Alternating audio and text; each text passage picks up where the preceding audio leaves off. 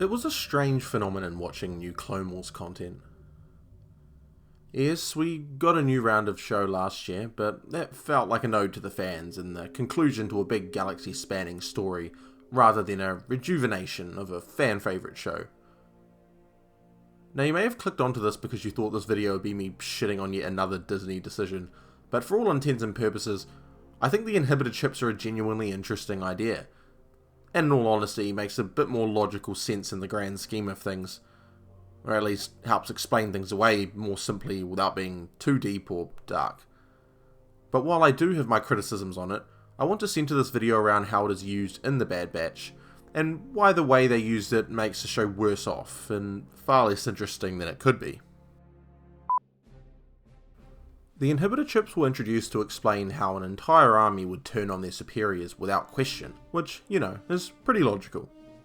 The Legends version has Order 66 be something the clones take on because, as well as being ordered to, they also have distaste for the Jedi as it is, feeling like they have had their agency taken away from them.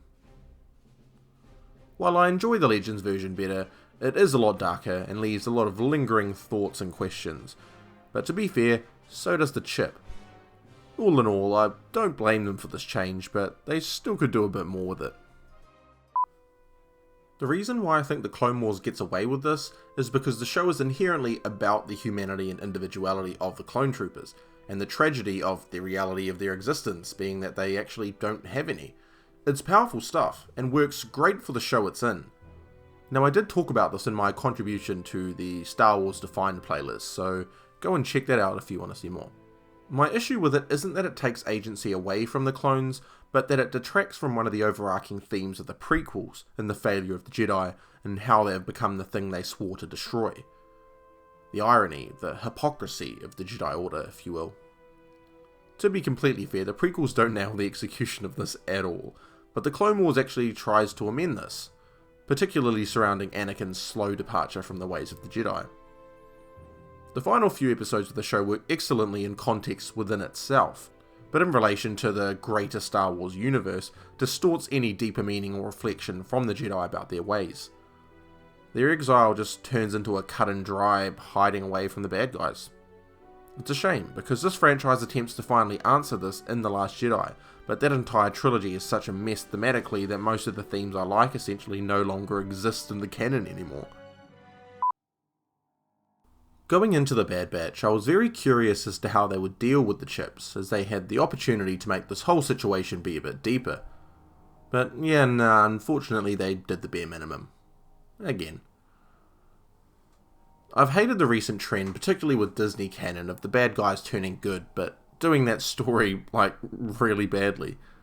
How this franchise has done the turns pretty well generally, but as soon as some semblance of a more interesting story props up, said story just throws it away. Back when games like The Force Unleashed were in full force, they took the time to set up the inner turmoil before having the turn come towards the end. Battlefront 2 completely drops the ball and does it in the worst way possible, having them change sides 2 missions in when the entire draw of the campaign was seeing the perspective of the Imperials, which frankly, the other Battlefront 2 did a lot better. Alright, I'm getting a bit off track here. Funnily enough, I think this show has a much better justification for the story having the immediate change of heart due to when it takes place in the timeline, and who the characters are. I would have handled it a bit differently, but I'll talk about that later. Enemy terminated. Proceed to next sector. The nature of the Bad Batch was already set up, and their roguelike nature in relationship with the rest of the clones and the Republic. So I was excited to see their adventures in space. I was actually low-key reminded of Firefly, and unlike The Mandalorian, this show isn't held back by a character like Baby Yoda. While I've big complaints with the Batch themselves, and how inherently uninteresting all of them are, the show immediately piqued my interest with the relationship it establishes between Hunter and Crosshair. With Order 66 in full swing, I was really interested to see this dynamic change and evolve over the series as Hunter and Crosshair butt heads about following orders and then it turns out Crosshair was the one member of the Batch who had a chip implanted and then goes bad after the Kaminoans enhance it. What? You had a great thing going, and then threw it away just to put a face to the overarching antagonist, even when we had a perfectly fine one there in Tarkin. While the story will be fine as is, it's definitely worse off for this decision. While he wouldn't necessarily represent all the clones that are affected by the chip, he would instill some idea into the audience about the logic of it, that there was a little bit behind the intention of it all. And because that character is in constant contact with the rest of the batch, it would provide an excellent conflict and not necessarily paint the ideals of Crosshair as inherently villainous. Because to be frank, the first episode doesn't do much to make me care about any of the characters, but it does make me care about the relationship between Hunter and Crosshair specifically. Wrecker is even more cringe than he was in the Clone Wars, Tech is just the generic tech guy, and Echo was also there as well. I'm sure the future episodes will develop them further, but the first episode throws away the one unique thing it had going for it. Going back to the Firefly analogy, I personally think it would have been a much more interesting place to take the story if Crosshair was the Jane of this cast, constantly being at odds with everyone and even being used against them on occasion, but ultimately becomes a better person because of the care the others have for him and the inherent care he has for them. In a different world, I might have had them stay with the Empire for the entire first season, but that's for another time. With this alteration, the show can then still have this looming villainous threat of the Empire with Tarkin as its face.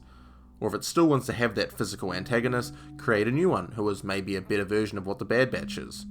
That may seem weaker, but even as a bare minimum, you could have had Crosshair's turn not be tied to the chip at all, which is my next point. I think it's perfectly fine to immediately have one of the main team become an antagonist because it's more personal, but there's only so much Winter Soldier you can get before it becomes rather stale.